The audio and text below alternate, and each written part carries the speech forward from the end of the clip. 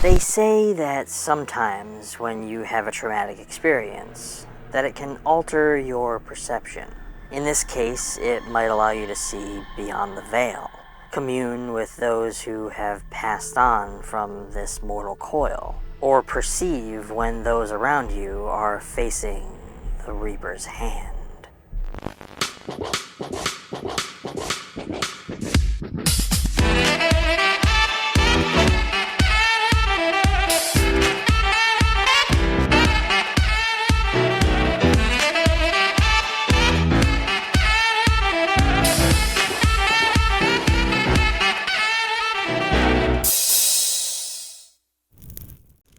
Hello friends, and welcome back to ETF.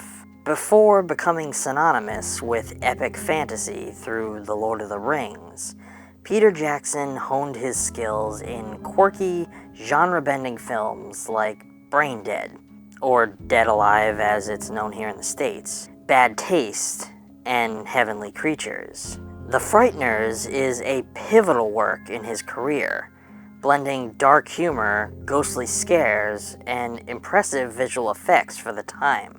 While the film was not a major box office success upon release, it has since garnered a little bit of a cult following for its inventive storytelling and unique tone.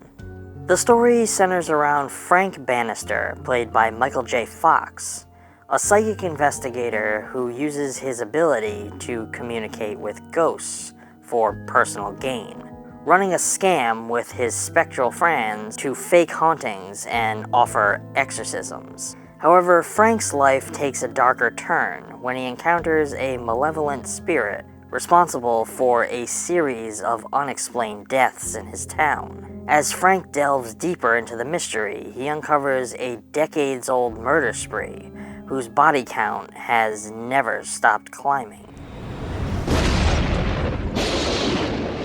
The Frighteners. The script for The Frighteners was co-written by Peter Jackson and his partner Fran Walsh. The duo initially envisioned it as a low-budget horror film, in the vein of their earlier works.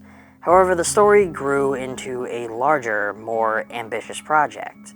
Peter Jackson's journey to creating The Frighteners was shaped by his love for blending genres. The Frighteners was influenced by a variety of genres, from traditional ghost stories to splatter horror films. Films like Poltergeist and Ghostbusters served as benchmarks for balancing supernatural elements with humor. The character of the Reaper was inspired by spectral personifications of death seen in classic cinema, updated with a terrifying modern edge. Jackson had a penchant for mixing horror and comedy, as seen in his early films like Bad Taste and Brain Dead. The Frighteners continued this tradition, weaving dark humor into its ghostly scares, making it tonally unique. The character of Johnny Bartlett, a deranged serial killer who continues his spree beyond the grave, reflects Jackson and Walsh's interest in the psychology of real-life killers. Bartlett's massacre at a hospital draws eerie parallels to infamous killing sprees,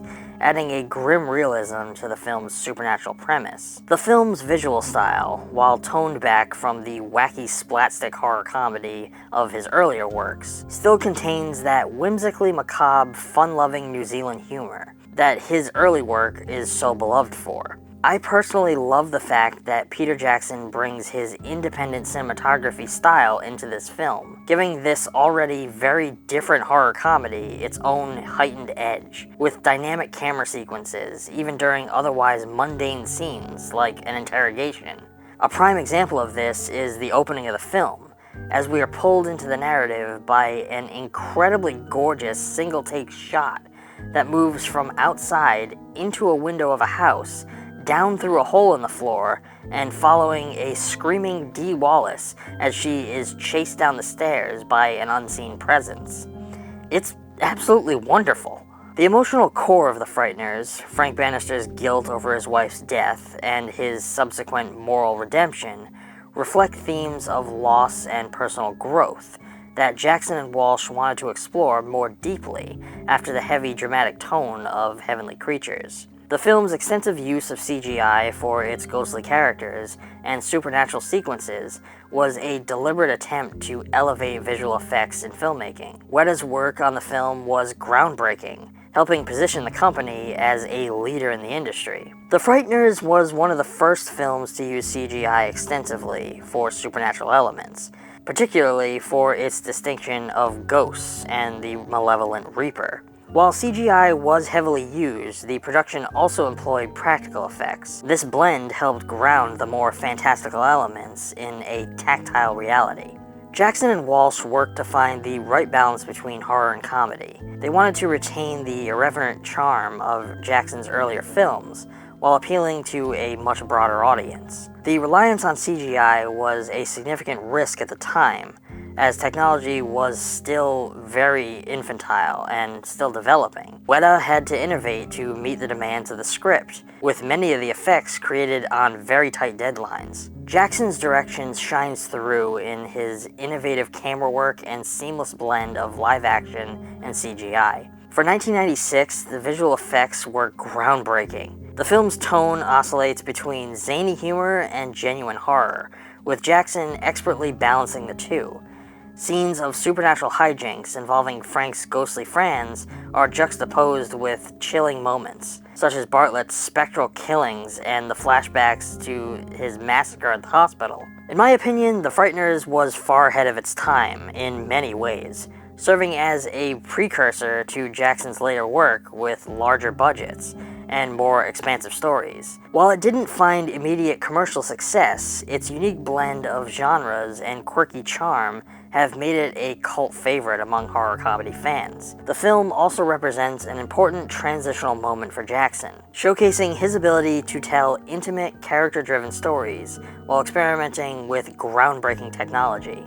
I would call it a gem that highlights his talent for storytelling and world building. It's a film that rewards repeat viewings, offering a mix of scares, laughs, and emotional resonance. Though imperfect, its creativity and ambition make it a standout in the horror comedy genre.